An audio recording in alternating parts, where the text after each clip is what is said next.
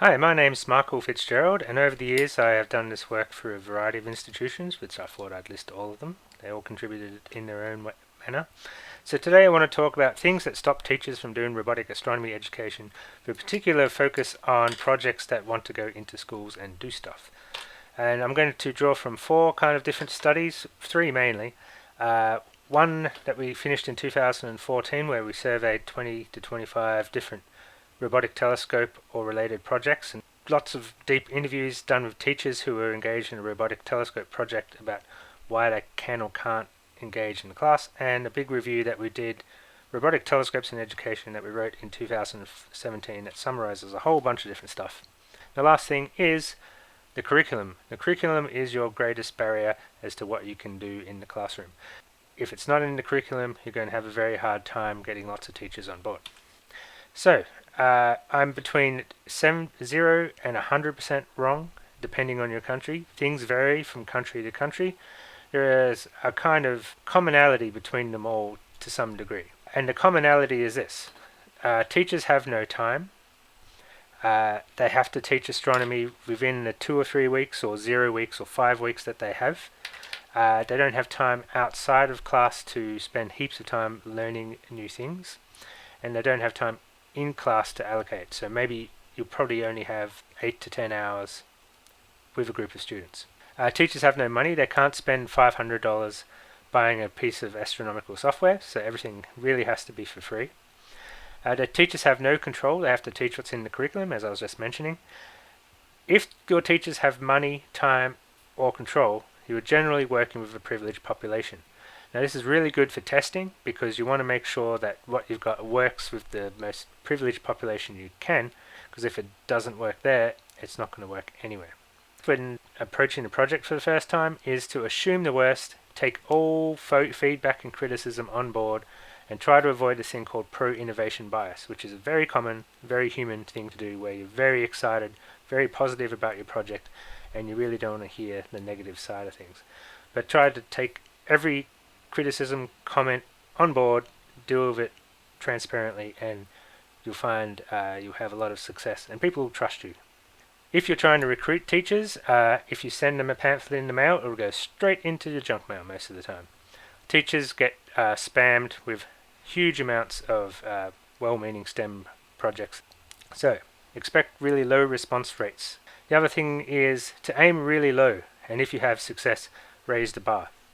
It's much easier to just get everyone to get a simple image and maybe make it into a color image, and then if you have more time, add some things on, than to go into the class expecting them all to make a color magnitude diagram of an open cluster and invariably running out of time, because everything takes 3 or 4 times longer than you initially expect. Another caricature: who is your average high school teacher? This is not your privileged high school teacher, the ones that have time, control, and money. This is the people you are eventually going to try and engage. So your average high school teacher is biology or chemistry trained. Some have a physics background. Most of them are not interested in astronomy and have not done an astronomy course and have many misconceptions about astronomy. Most teachers are not really great at information technology, and they're usually juggling a lot of other stuff that's got nothing to do with the content or student engagement in the classroom beyond just teaching people. The teacher's not necessarily strong in science in general, and they will never be a scientist.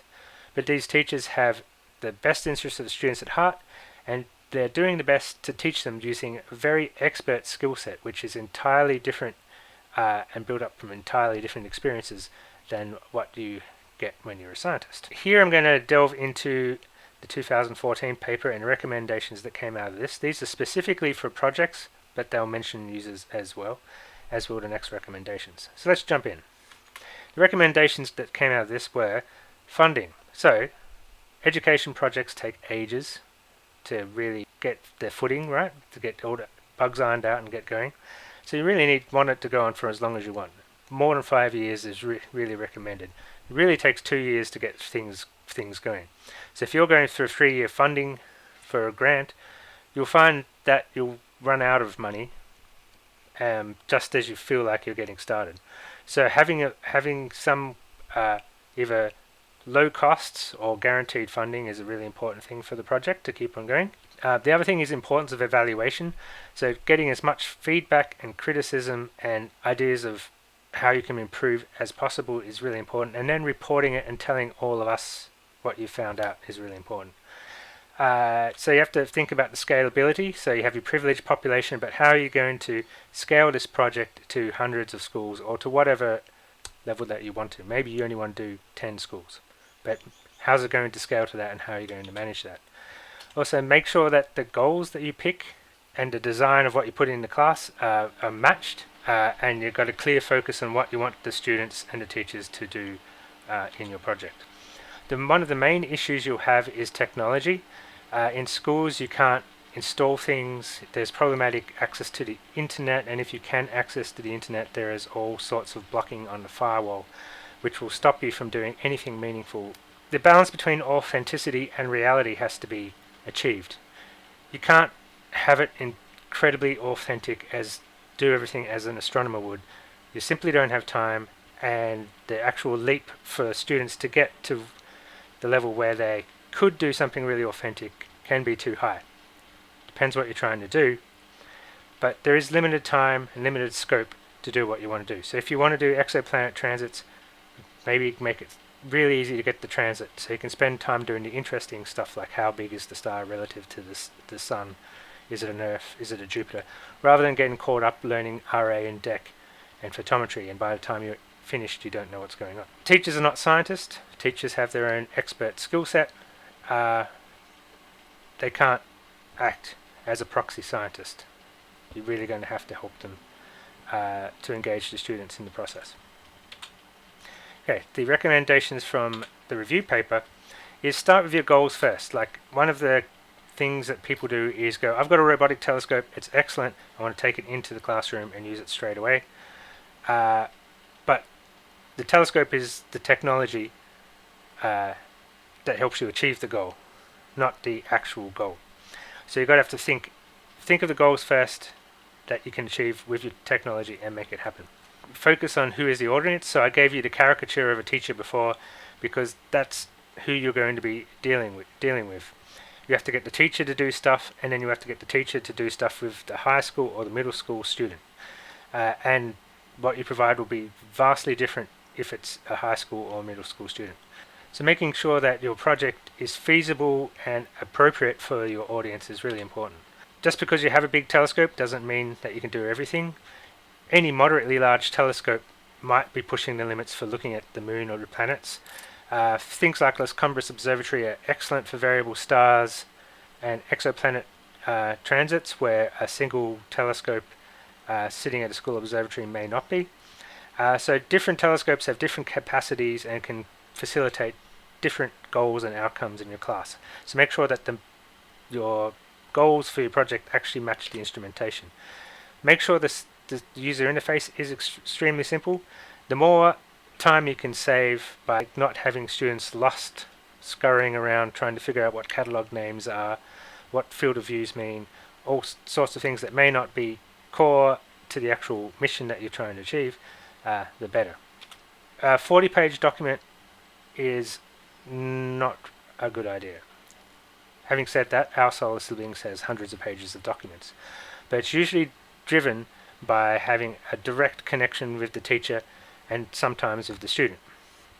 So while there's lots of material there, most of the teachers tend to want to have a chat about what we can do, and then you can go, oh, there's those 10 pages over there.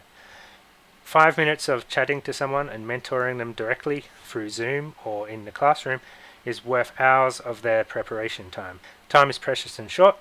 Sustaining resources are necessary. I discussed that a lot in the first point of the 2014 study. Good design and continual improvement. Always collect evaluative data and feed it back into a continual improvement of your materials. Hopefully all of this has given you some things to think about when you're approaching your project and approaching schools. Remember that your local knowledge of how your curriculum works and how your schools work and the school culture and the teachers and what they can do and what their backgrounds are really important. So go and visit your local school, visit your local teacher and pick their brains. and that will be a very valuable data source for you to be able to design your project and engage with the school.